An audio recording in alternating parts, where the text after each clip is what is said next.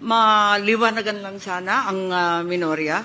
Pagkat wala po akong nakikitang budget ng DPWH at kung talagang transparency ang habol natin, bakit wala rito ang pinagmulan ng pagpopoot at kawalang kampiyansa ng taong bayan sa atin?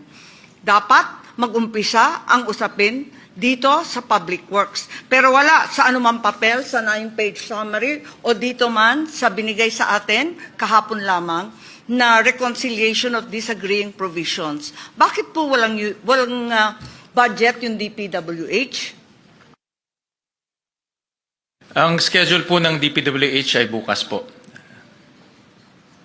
Paano natin malalaman at maihahambing ang iba't ibang mga department kung may kulang? At bakit DPWH lang ang nawawala sa talakayan?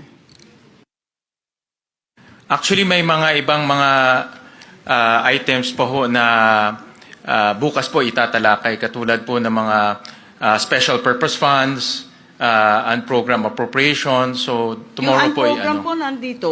Tomorrow po ang tomorrow ho yung pag-uusapan. Pero narito na. Andito naman yung unprogrammed at hinanap ko talaga. Arito naman yung unprogrammed. Dito sa page 31 ng page 32 na kumpleto. Kaya pinagtatakahan ko bakit yung DPWH wala po. At kung tatalakayin bukas, maaari bang ibigay sa amin ng mas maaga pagkat yung committee report, kung maalala ko, mahigit kumulang 1,500 pahina.